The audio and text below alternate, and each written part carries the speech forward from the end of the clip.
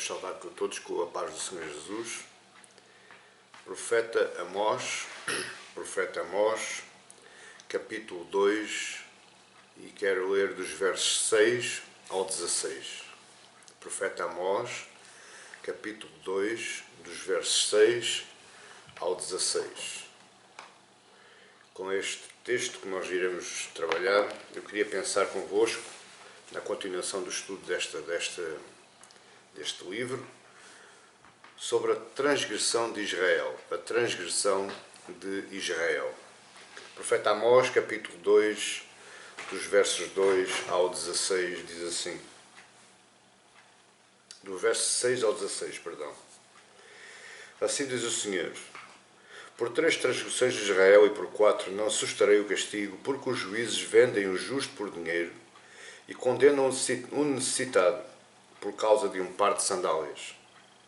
Suspiram pelo pó da terra sobre a cabeça dos pobres e pervertem o caminho dos mansos. Um homem e seu pai coabitam com a mesma jovem e assim profanam o meu santo nome. E se deitam ao pé de qualquer altar sobre roupas empenhadas. E na casa do seu Deus bebem o vinho dos que foram multados.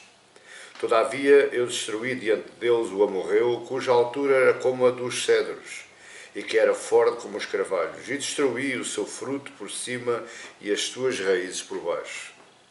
E também vos fiz subir da terra do Egito, e 40 anos vos conduzi no deserto, para que possuísseis a terra do amorreu. Dentre os vossos filhos suscitei profetas, e dentre os vossos jovens, nazireus. Não é isto assim, filhos de Israel, diz o Senhor. Mas vós aos nazireus destes a beber vinho e aos profetas ordenastes, dizendo, não profetizeis. Eis que farei oscilar a terra debaixo de vós, como oscila um carro carregado de feixes. De nada valerá a fuga ao ágil, o forte não usará a sua força, nem o valente salvará a sua vida. O que maneja o arco não resistirá, nem o ligeiro de pés se livrará, nem tampouco o que vai montado a cavalo salvará a sua vida. E o mais corajoso entre os valentes fugirá nu naquele dia, diz o Senhor. Só até aqui a palavra de Deus. Oremos ao Espírito Santo para que Ele nos ilumine, para que nós possamos entender tudo aquilo que vai ser hoje aqui neste lugar falado e ouvido por vós aí através deste vídeo gravado. Senhor Deus, graças te dou por este privilégio do meu Pai de termos a Tua palavra aberta nas nossas mãos. Nos abençoa, Senhor, em graça e em misericórdia. Nos derrama, Senhor, o Teu amor, o Teu perdão, mas principalmente nós pedimos hoje pela iluminação do Teu Espírito, para que nós possamos entender tudo aquilo que vai ser falado, tudo aquilo que o profeta Amós falou nas terras de Israel. Que ela não seja somente lá, Senhor, mas ela seja colocado em prática nas nossas vidas nos dias de hoje. Que seja, meu Pai, assim, para louvor e honra do Teu santo nome. Me ajuda, meu Deus, e que o abrir dos meus lábios e o meditar do meu coração sejam agradáveis da Tua presença. Meu Deus, meu Rei e meu Senhor. Amém e glória a Deus. A transgressão de Israel. O profeta Amós, um homem que era pastor, tinha gado, foi retirado lá das terras de Tecoa por Deus para profetizar em Israel, no Reino do Norte. Este homem era do Reino do Sul, mas foi um dos profetas que saiu das suas terras para pregar numa terra que não era a sua. E ele foi pregar no Reino do Norte, às terras de Israel. Ele começa a sua palavra lá em Israel com ameaças contra Judá, que foi aquilo que nós vimos na mensagem passada, no sermão passado, mas ele agora se vira para a sua principal missão, para o seu principal foco, profetizar contra o Reino do Norte. E profetizar contra o Reino do Norte porquê? Porque apesar de Israel viver tempos muito prósperos, Israel era próspero em riquezas materiais, era próspero em sistemas bélicos na sua estrutura militar, embora tudo isso, Israel estava imerso em corrupção e em injustiça. Israel, desde há muito, se tinha afastado dos caminhos de Deus, dizendo isto, que Israel fez de 3 cidades, Betel, Gilgal e Betesda, cidades padrões, cidades templos para adoração a deuses, não ao Deus de Israel, não ao Deus Criador, não ao soberano de Deus, mas a outros deuses. E julga-se, os estudiosos estão de acordo, que Amós aproveitou a sua estadia em terras de Israel para, nestes mesmos locais, tanto em Betel, como em Gilgal, como em Betesda, cidades importantes para Israel, ele aproveitou estas cidades para falar a sua palavra, para espalhar a sua palavra. E se nós olharmos e nós nos lembrarmos das mensagens anteriores, o princípio do trabalho de Amós até encheu o coração de Israel de orgulho e de alegria, porque ele começa pregando contra 6 nações vizinhas.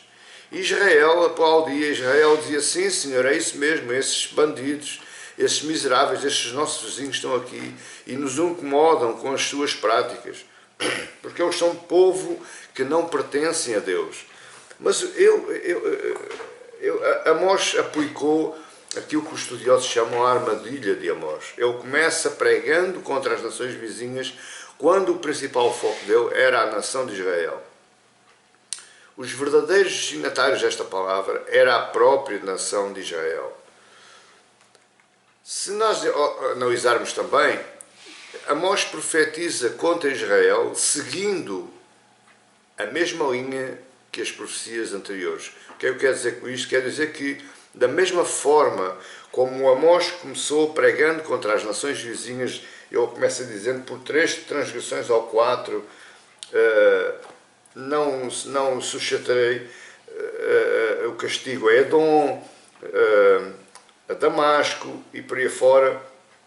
Ele também aplica a mesma linha, a mesma estratégia agora para o povo de Israel. Se nós olharmos aí no verso 6, ele diz: por 3 transgressões ou 4 não suscitarei o castigo a Israel. Apesar de Israel ter renunciado a Deus, e isso é facto consumado, de várias formas, de várias maneiras, de várias atitudes, de várias escolhas, de vários tipos de administração, Israel aparentemente renunciou a Deus.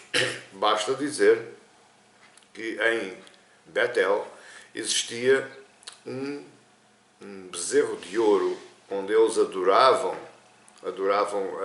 a esse Deus, a esse bezerro, porque era o local onde o rei ia prestar culto, era o local onde o rei orava. Então eles guardavam esses locais como locais de templo. Mas Deus não renunciou a Israel. Se você reparar em toda a pregação de Amós, Israel renuncia a Deus, ou aparentemente renuncia a Deus, mas Deus continua os tratando como o seu povo. Deus olha para Israel como olhava anteriormente. E por isso é que Amós é chamado como o profeta gota d'água. Porque o pecado maior de Israel foi a renúncia da salvação da parte de Deus. As nações, Deus os condena, as nações vizinhas, Deus os condena por causa dos crimes contra a humanidade. Nós já vimos isso nas mensagens anteriores. Se você quiser ver no meu canal do YouTube, vai lá à playlist e você puxa o profeta Amós e vai ver as outras mensagens. Os crimes das outras nações, Deus considera como crimes contra a humanidade. Os crimes contra Judá, que foi a mensagem anterior, foi o desprezo pela lei de Deus. Eles deixaram os mandamentos, deixaram os estatutos, viraram somente para si, o que eles faziam o que era bom. Portanto, a lei de Deus foi desprezada. Mas agora Israel, o maior crime de Israel é que esqueceu o que Deus havia feito. Israel negou a salvação de Deus. E como é que Amós desenvolve a profecia contra Israel? E ela é subdividida, esta profecia é subdividida em alguns pontos. O primeiro ponto, ele aponta a corrupção dos juízes, está aí versos 6 e 7.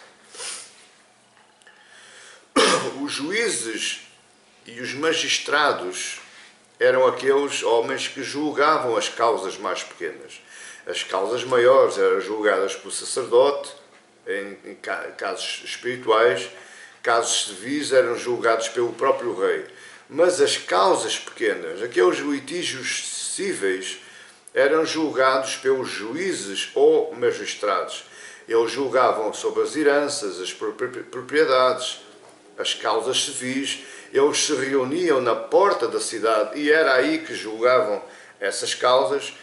E segundo a lei de Moisés, estes julgamentos teriam que ser com equidade e com imparcialidade. Não podia ser de outra forma. E nós hoje, nos nossos tempos, é assim, ou deveria ser assim, que os nossos juízes julgariam as suas causas com equidade e com imparcialidade. Porque este juiz era olhado como um representante de Deus nas causas do povo. Mas, segundo Amós, eles se corromperam. E se corromperam porquê? Primeiro, porque eles vendem o justo a troco do dinheiro. Veja aí o verso 6, a partir do meio, do meados do verso 6. Porque os juízes vendem o justo por dinheiro e condenam o necessitado por causa de um par de sandálias. Eles vendem o justo que deviam algumas quantias, mas que por alguma razão ou outra eles não tinham dinheiro para pagar essas dívidas. Eles eram considerados culpados e eram vendidos como escravos. Lembrando que naquela época a escravidão era natural. Havia a escravidão porque, por causa das conquistas das guerras, eles assoavam uma terra, conquistavam-na e traziam algum povo para os servir como escravos, mas também haviam escravos que se davam como escravos para pagar alguma dívida. Mas era uma atitude que partia deles. Eles não tinham dinheiro, então eles davam-se em escravidão, uma escravidão mais suave, até que essa dívida fosse paga. Mas o que é que os juízes faziam? Os juízes olhavam para pessoas honestas que não tinham dinheiro para pagar as suas dívidas e os vendiam como escravos.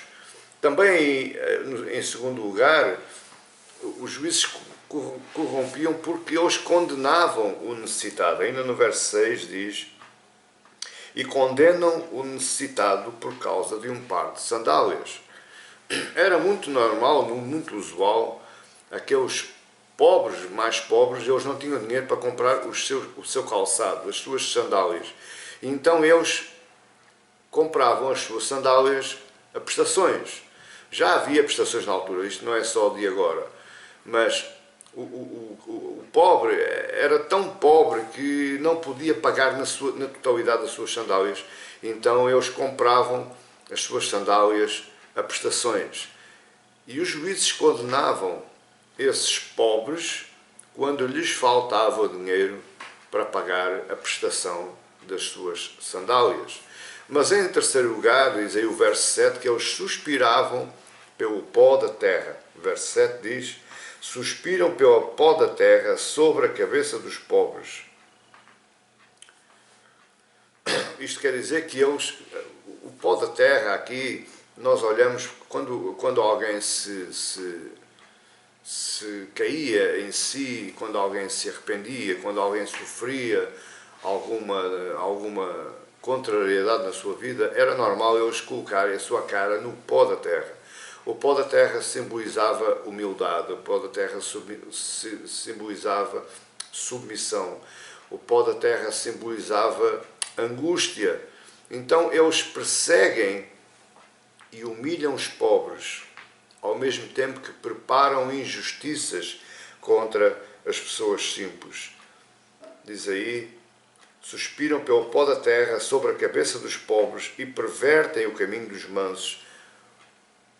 O povo já estava mal e os juízes ainda colocavam mais mal ainda. Repare que geralmente a causa dos pobres eram simples e eram causas que judicialmente estavam perdidas. E estavam perdidas porquê? Porque o pobre, ou a pessoa mais simples, a pessoa mais remediada, não tinha dinheiro para pagar a sua defesa. E como não tinha dinheiro para pagar a sua defesa, e visto que os juízes eram corruptos, eles pediam sempre mais do que aquilo que era necessário, ou daquilo que era válido, geralmente a causa do pobre estava condenada, a causa do pobre estava logo à partida analisada, feito o auto de condenação, o auto de denúncia e condenação. O pobre e os simples eram considerados iguais ao pó da terra. Era isto que os juízes faziam. Mas em quarto lugar, ainda no verso 7, eles pervertem o caminho dos mansos. Diz aí verso 7, pervertem o caminho dos mansos. O que é que isto quer dizer? Quer dizer que como o pobre não tinha dinheiro para comprar a sua sentença ou para comprar a sua defesa, eles eram convidados a deixar a cidade. Eles eram personas não gratas dentro da sua própria cidade. Porquê? Porque eles não eram viáveis, eles não tinham dinheiro para movimentar a sua vida, eles não tinham dinheiro para pagar advogados, eles não tinham dinheiro para dar aos juízes que eram corruptos, então eles eram deixados de lado, eles eram convidados a deixar a cidade. A nação de Israel, o que é que você entende isso? Ela era próspera. Era uma das nações mais prósperas. Salomão tinha deixado aquela nação como não havia nação na terra na época. Mas neste tempo de Amós, a prosperidade estava somente ao lado dos ricos. E eu agora digo que qualquer semelhança do povo no tempo de Amós com os nossos tempos hoje é pura coincidência, não é? Os pobres cada vez mais pobres, os ricos cada vez mais ricos.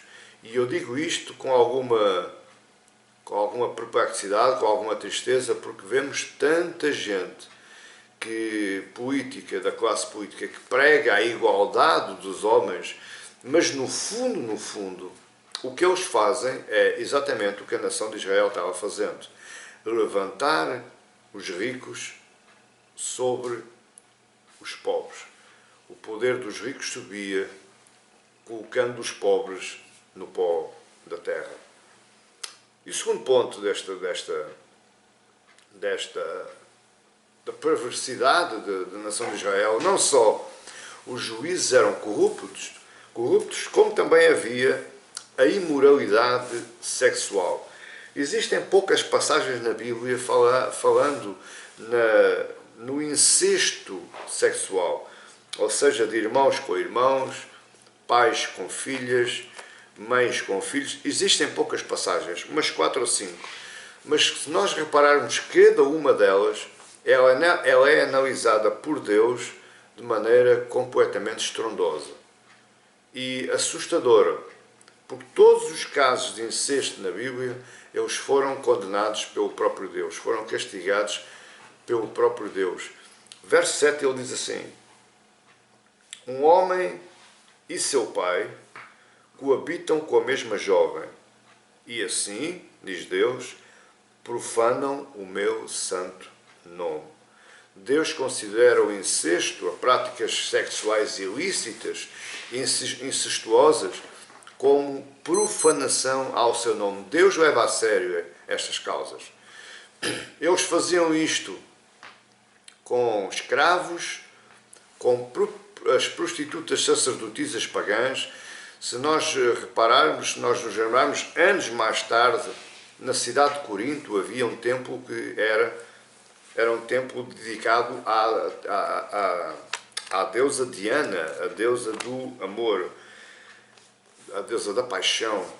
E as sacerdotisas, ao final, cerca de 1000 sacerdotisas todos os dias, ao final da tarde, elas desciam à praça de Corinto para venderem os seus corpos em profunda adoração à deusa Diana. Isto tem sido assim sempre e será sempre, de formas um pouco mais trabalhadas, um pouco mais sofisticadas, mas que continua a ser sempre as práticas sexuais ilícitas, e nós ouvimos falar na pedofilia, nós ouvimos falar na pornografia infantil, ouvimos falar na escravidão sexual das mulheres que são trazidas de outros países para os nossos países e aí são escravizadas, mas o trabalho é diferente.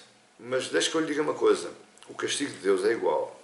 A profanação do santo nome de Deus é exatamente igual.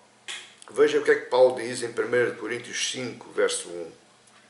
Geralmente,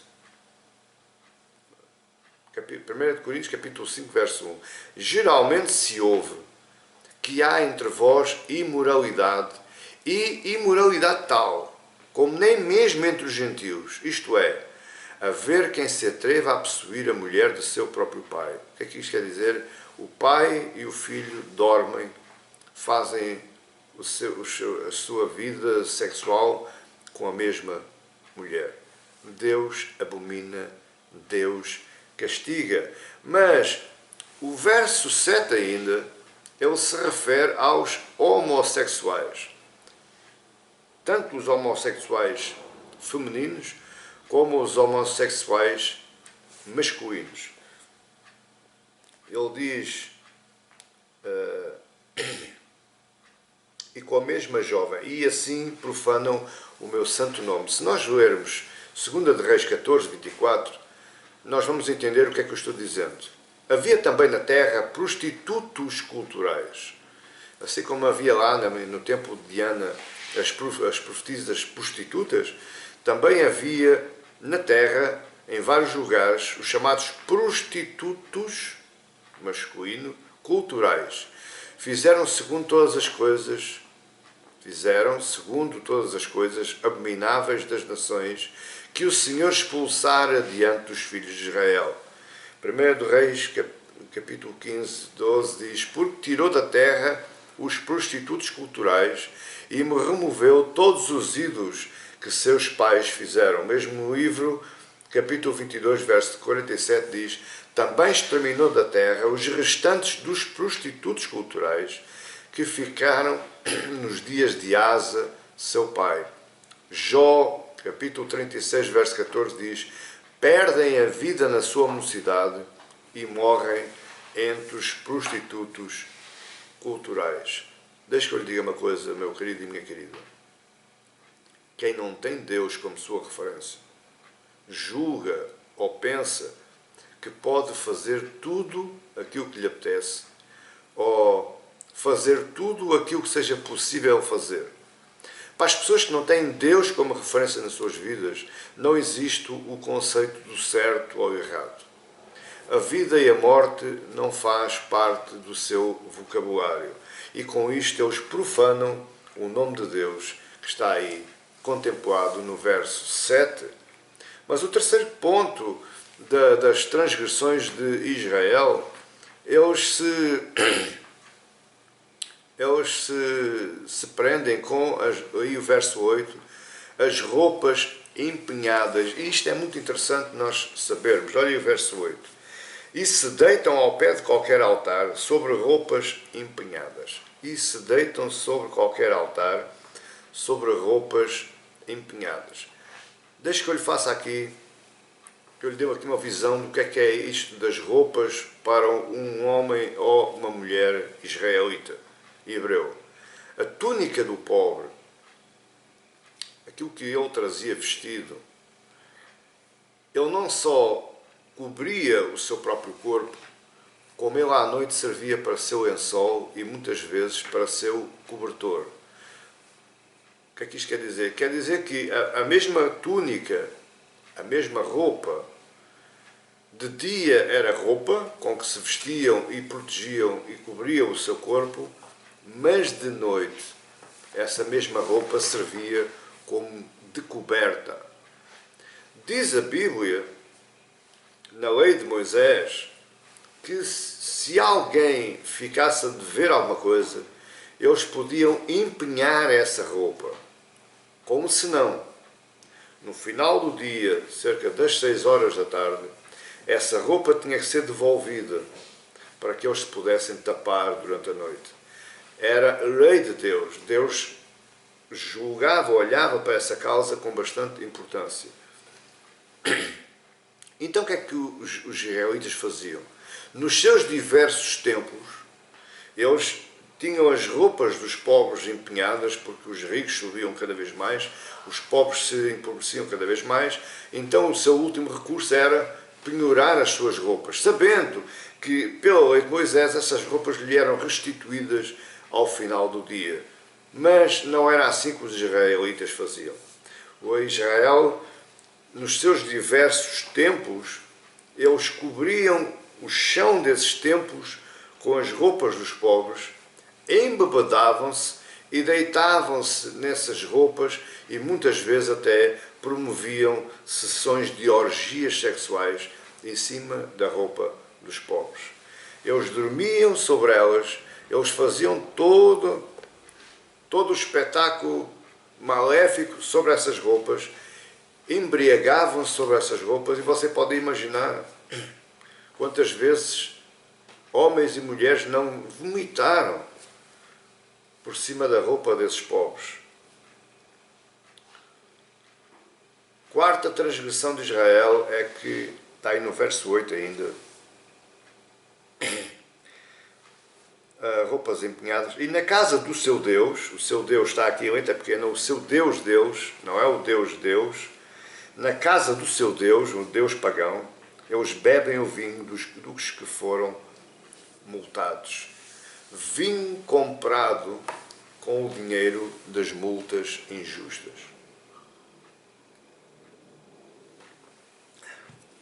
De novo, parece que há uma simples coincidência entre este povo e os dias de hoje. Homens e mulheres que roubam descaradamente, imputem multas descaradamente e com isso se enriquecem. E com isso fazem a sua vida como se nada fosse, sem qualquer tipo de problema. Os homens de Israel, eles embebadavam-se com o vinho que era comprado com o dinheiro das multas injustas. À luz da bondade de Deus, eu preciso que você entenda isto, à luz da bondade de Deus, os pecados de Israel se tornam mais hediondos ainda. Pastor, mas isto aqui já é grave. Pois é, mas a coisa vai complicar ainda mais. Porque se nós lermos do verso 9 ao 12, veja assim, olha comigo. Todavia, eu destruí diante deles o amorreu, cuja altura era como dos cedros, um homem grande, forte, e que era forte como os carvalhos. Destruí o seu fruto por cima e as suas raízes por baixo. Também vos fiz subir da terra do Egito, e 40 anos vos conduzi no deserto, para que possuísseis a terra do amorreu. Dentre os vossos filhos suscitei profetas, e dentre os vossos jovens nazireus. Não é isto assim, filhos de Israel? Amós pergunta, não se lembram que foi assim? Não têm noção que foi assim que Deus fez? Ó filhos de Israel. Verso 12. Agora é que está a gravidade. Mas vós dizeis aos nazireus,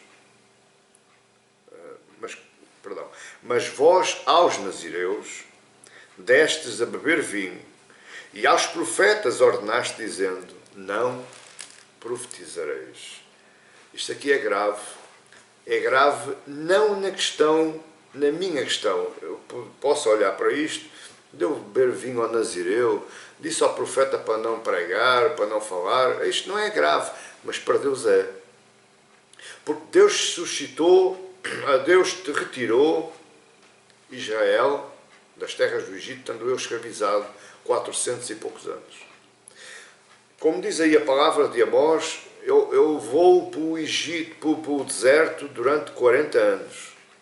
Ao longo de 40 anos, Deus foi cuidando daquele povo.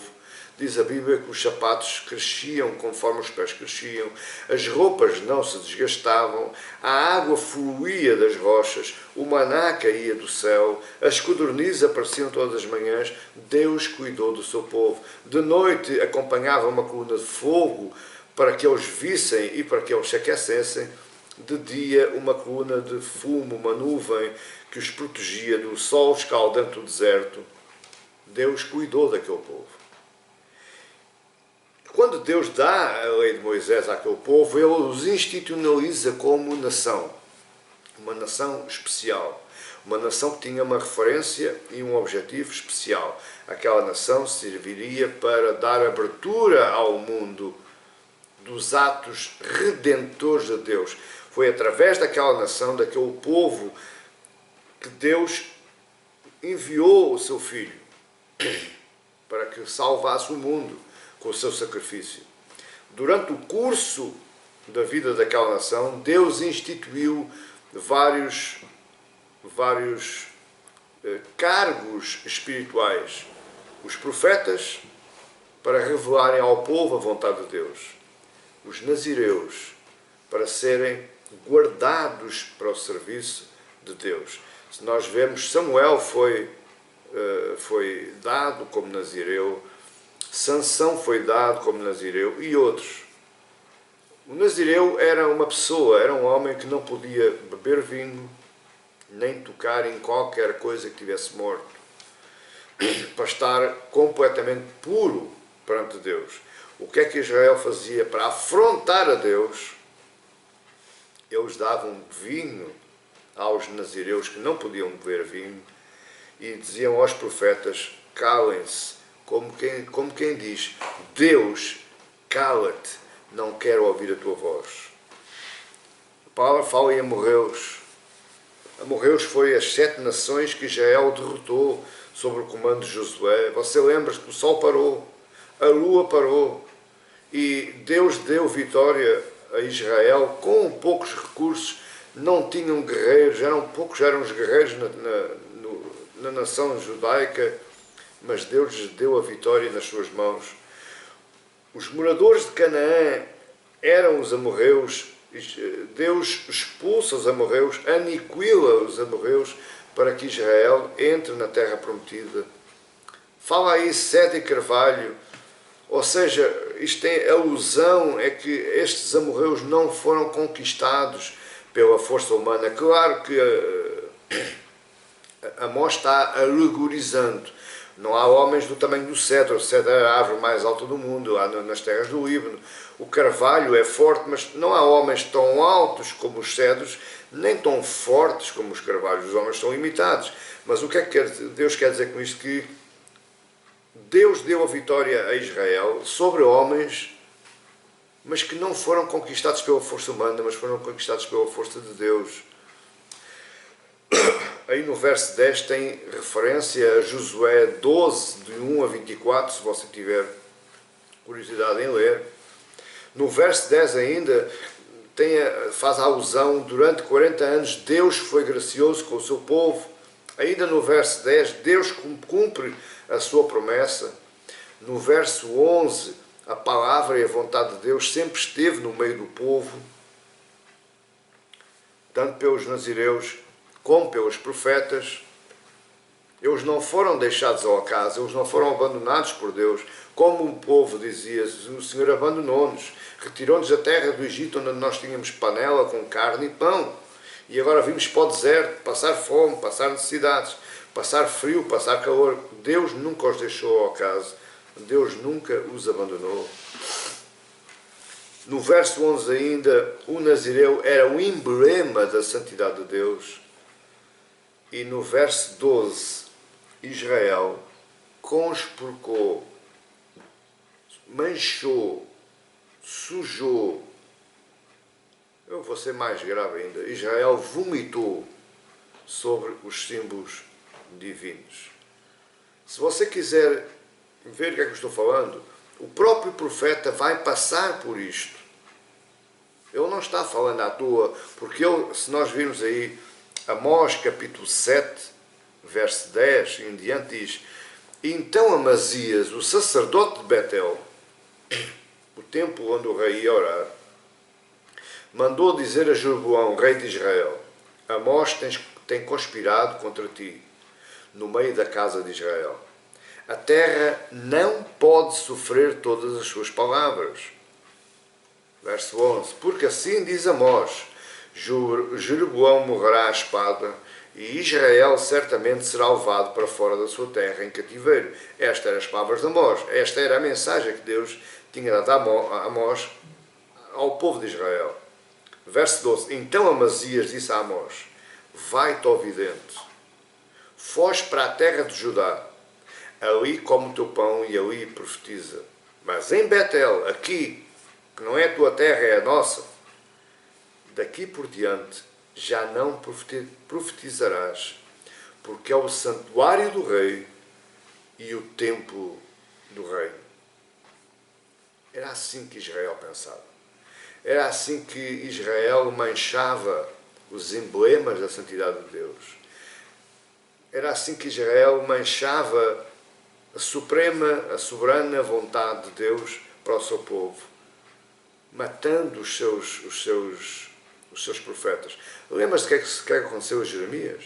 Jeremias, chorando por aquilo que ia acontecer a Judá, ele foi lançado num poço, porque o povo não o queria ouvir. Era assim que aquele povo pensava. Será que estamos assim tão longe nos nossos tempos destas realidades, destas tristes realidades?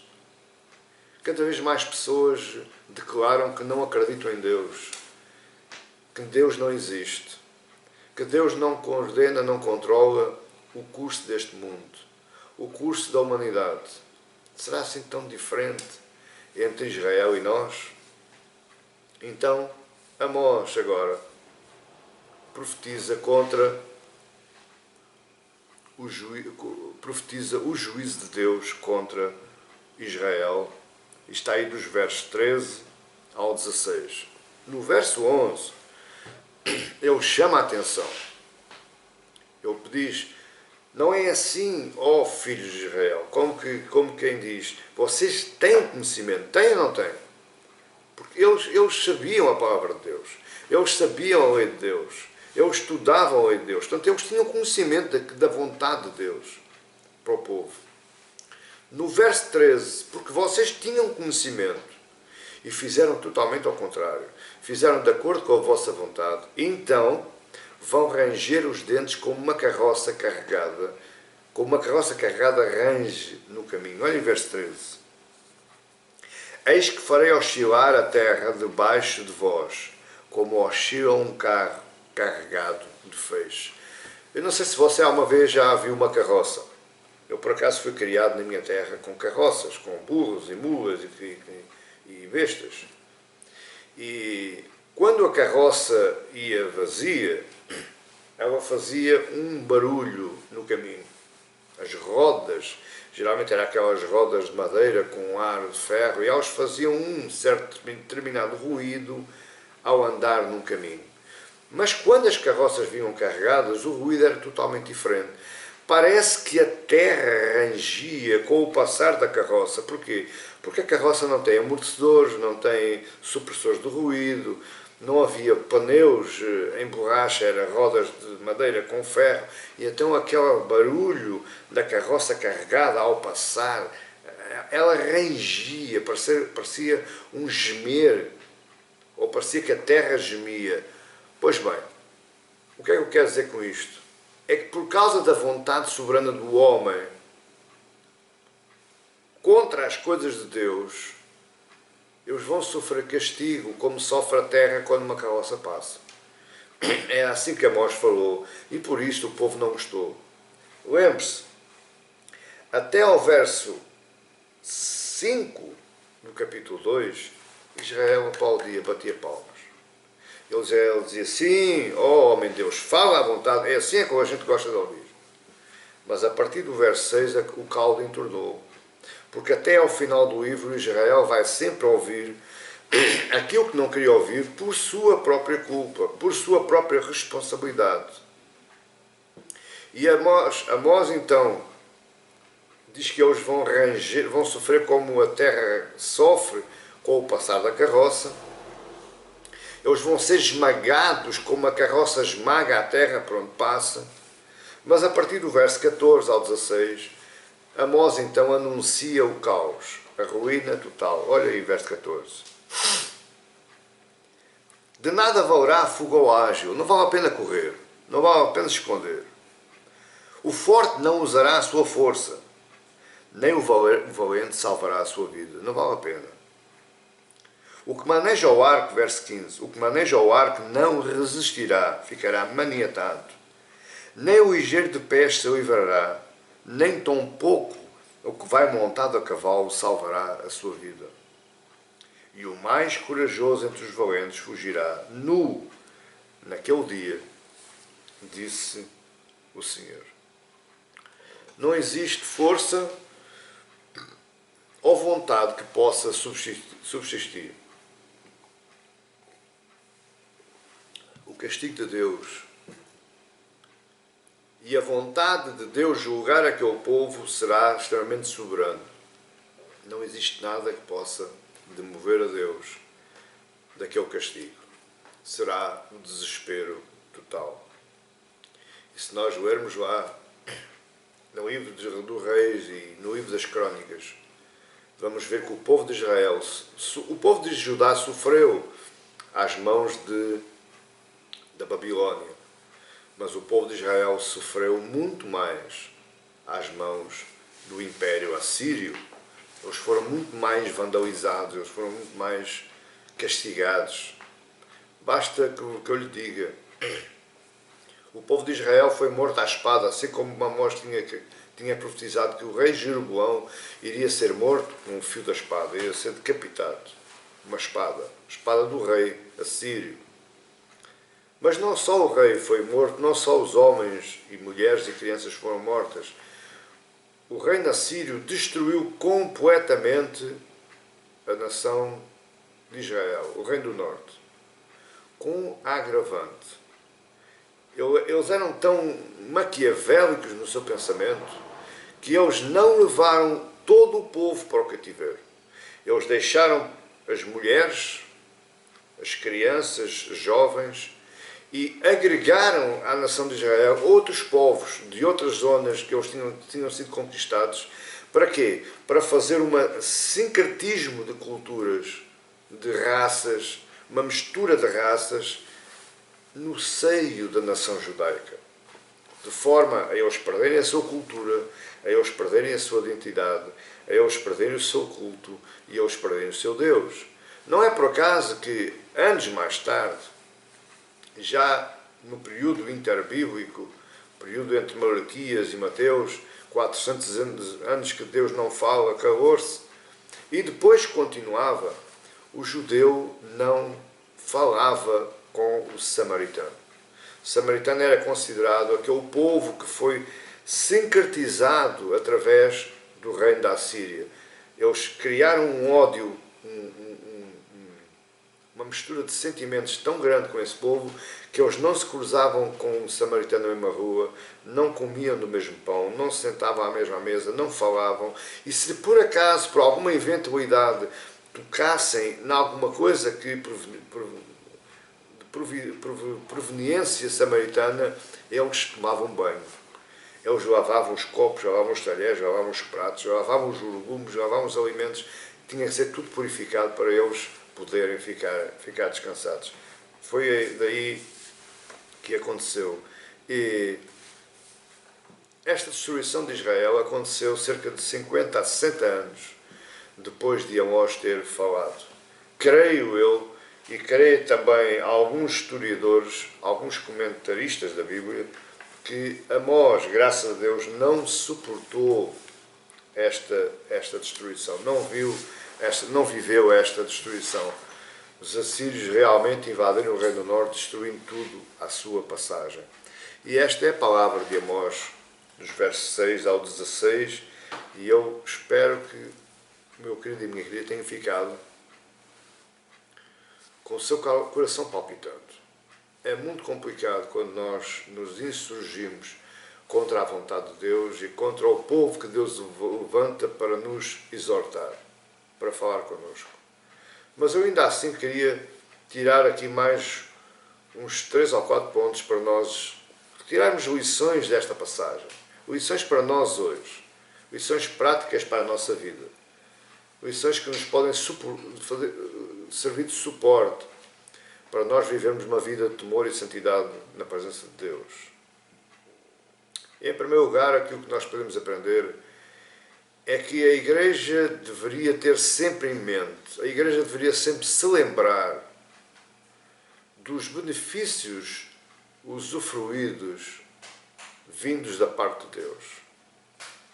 Eu hoje estive num culto e na pregação essa frase tocou-me.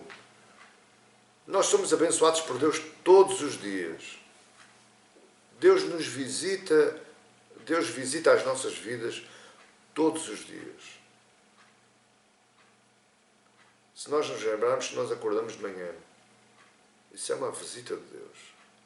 Se nós nos lembrarmos que abrimos e fechamos os nossos canais respiratórios para receber e expelir o oxigênio que nos mantém vivos, isso é visita de Deus. Nós temos uma família, nós temos filhos, nós temos mulher, nós temos marido. Isso é visita de Deus. Nós podemos usufruir, não em grande qualidade ou quantidade, mas podemos sempre usufruir de algum pão na nossa mesa. Isso é visita de Deus. E o que é que nós temos feito? Tudo aquilo que é contrário àquilo que Deus pede. O que é que Deus nos pede? Procurai-me, buscai-me, louvem a minha santidade. Parece muito isso. Acha que é muito complicado você se voltar para Deus e louvar a sua santidade. Agradecer a Deus porque você hoje está vivo, porque você hoje respira. Agradecer a Deus porque, embora com enfermidades no corpo, não está suportando a privação de liberdade na cama de um hospital. São visitas de Deus, mas nós deveríamos ter sempre em mente aquilo que Deus já fez por nós. Se eu for contar aquilo que Deus já fez por mim, você poderia ficar aí agora durante um mês inteiro. Porque na realidade Deus nunca quebrou, eu nunca vi muralhas a cair, eu nunca vi o mar se abrir. Mas na retrospectiva da minha vida até ao dia de hoje, eu tinha muito para contar, lembrando aquilo que Deus, em meu benefício, já fez por mim. Então isto nos deveria levar a não pecar. Isto nos deveria levar a não desconsiderar a graça e a misericórdia de Deus. Isto nos devia causar temor e tremor. Lembre uma coisa, Deus não é um Deus estático. Deus não é um Deus impávido. E por mais que você faça um filme, um pensamento de Deus, assim, um Deus muito longe, um Deus muito ausente, um Deus muito senhor do seu trono, lembre-se que Deus sente a mesma dor que você sente. Lembre-se que Deus chora as mesmas lágrimas que você chora. Deus não é um Deus estático. Deus não é um Deus impávido. Deus é uma pessoa. Deus tem sentimentos. E Deus se levanta na sua ira, porque também Ele sente. Você não se sente. Você não fica triste quando alguém o trai. Você não fica triste quando alguém o aborrece, quando alguém o chateia. Imagine Deus. Tantas coisas boas que Ele já fez por nós. E nós nunca abrimos a boca para lhe agradecer. Lembre-se disso. A segunda coisa que nós podemos aprender é que, infelizmente, o povo de Deus se esquece do próprio Deus. Não foi só Judá, não foi só Israel, não foi só os fariseus, os saduceus, os escribas e por aí fora. Você e eu também nos esquecemos que Deus é Deus, que Deus é santo, que Deus é justo e que Deus merece e que tem mérito em honra e glória e em louvor. Deus é o Criador dos céus e da terra. Deus é o nosso Senhor e nosso Salvador. Deus tem feito tudo em nosso favor e nós nos temos esquecido. O povo de Deus ainda comete os mesmos pecados que todas as outras nações lá atrás, que nós olhamos e lemos a nossa Bíblia e criticamos, porque conscientemente é digno de crítica. Mas se nós pararmos, nós fazemos as mesmas coisas, de formas diferentes, mas o resultado é o mesmo. Dentro da igreja também encontramos ímpios. Dentro da igreja também encontramos ímpios. Ou seja, cristãos, mas que são mais parecidos com ímpios do que com cristãos. Cristãos que brincam e só fazem a sua vontade. Aquele que diz que Deus é só a graça, Deus é só amor. Eu posso agora fazer a minha vida, porque se eu falhar, Ele perdoa. Não há problema, não há problema. Cristo já pagou por tudo, Cristo já sofreu tudo. Agora o meu castigo já não me chega.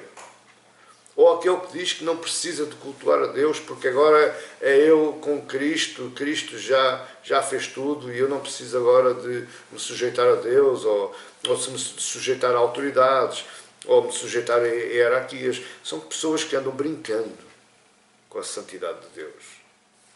São ímpios. Mas na sua misericórdia, isto é agora o nosso terceiro ponto,